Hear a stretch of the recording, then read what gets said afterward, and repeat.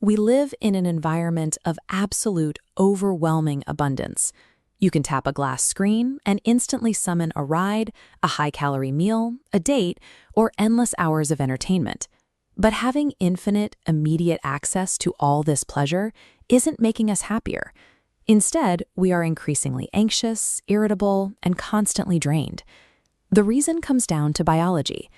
Human brains were engineered for an ancient environment, defined by extreme scarcity. We needed a powerful biological drive to seek out food and reproduce just to survive. But dropping that ancient, scarcity-adapted brain into our modern 24/7 digital buffet is like putting a desert cactus in a rainforest. We are literally drowning in stimulation. This diagram of the human brain shows the dopamine reward pathway. Dopamine is commonly known as the pleasure chemical, but scientists actually use it as a universal currency to measure the addictive potential of an experience. The faster and more intensely a behavior releases dopamine along this specific neural circuit, from the ventral tegmental area to the prefrontal cortex, the more addictive that behavior is. Our modern environment delivers continuous, high-potency dopamine hits that our ancient neurology simply cannot handle. The everyday digital conveniences we rely on have turned into severe biological hazards. In the past century, neuroscientists discovered that pleasure and pain are processed in the exact same part of the brain. This animation demonstrates how that mechanism works. It functions exactly like a seesaw, resting perfectly level at its natural baseline. When you consume a high dopamine stimulus, like eating a piece of chocolate or getting a notification on your phone, heavy weights slam down, and the scale tips sharply toward pleasure. This illustration shows how the brain attempts to restore a level balance by actively pushing back on the opposite side. Little gremlins jump onto the pain side of the scale to counteract the massive weight of your indulgence. Scientists call this process neuroadaptation. Looking at the wider section of this graphic, you can see the trap. With repeated indulgence, those pain side gremlins multiply. They bring a barbecue, they pack a U-Haul, and they set up camp. To feel that same initial high, or even just to feel normal, you now have to consume significantly more of the stimulus. This is how we develop tolerance. There is a cruel irony to this biological mechanism. The relentless pursuit of pleasure for its own sake ultimately leads to anhedonia, the total physical inability to feel joy from any source at all. Unchecked consumption provides temporary relief, but it alters our neurological baseline. We end up needing more reward just to feel okay, and less injury to feel genuine suffering. So how do we fix a broken balance? The most effective solution comes directly from the clinical wisdom of addiction recovery. We have to engage in an intentional dopamine fast. Resetting the brain's reward pathway takes time. Clinical data shows it typically takes a strict minimum of 1 month of total abstinence from your specific trigger to allow the brain to physically recalibrate. This animation illustrates the reality of withdrawal. When you take the stimulus away, the pleasure side empties instantly, but all those gremlins are still sitting heavily on the pain side, crashing your mood to the floor. This is why you will feel significantly worse for the first 2 weeks.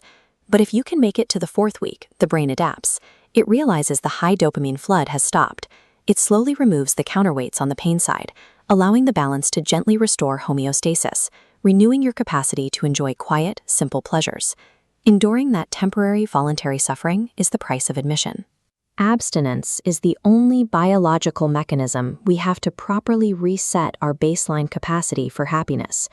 Of course, total abstinence works for a specific video game or alcohol, but you can't abstain from eating, and it's nearly impossible to function today without a smartphone.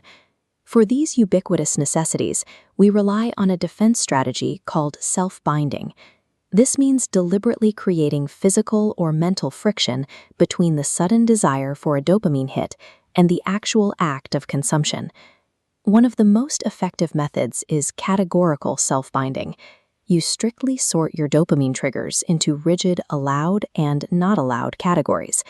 By drawing a hard line, for example, deciding you only use your phone for maps and calls, but never for social media, you prevent a minor slip from turning into an hours-long binge. In an environment carefully designed to hijack your attention, relying on raw willpower is a biological losing battle. We have to engineer our own environments to protect our brains from themselves. Once you've successfully reset your balance, a new challenge emerges. How do you actively elevate your daily happiness without triggering yet another massive dopamine crash? The answer is counterintuitive. Instead of seeking out another easy reward, you must deliberately press on the pain side of the balance. By engaging in healthy, difficult tasks like intermittent fasting, intense exercise, or submerging yourself in a freezing, icy body of water, you force the brain's homeostasis mechanism to work in reverse. Biologists call this phenomenon hormesis. When you expose your body to mild, healthy stress, the brain responds to that sudden spike in pain by releasing a delayed, long-lasting wave of natural dopamine to compensate. You're earning the reward after the effort, rather than borrowing it up front.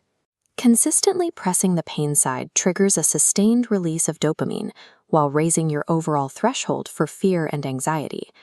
This habit makes you physically and emotionally more resilient to the friction of everyday life. We live in an environment perfectly designed to addict us with easy, hollow comforts. The only reliable path to sustainable joy is deliberately choosing to do hard things.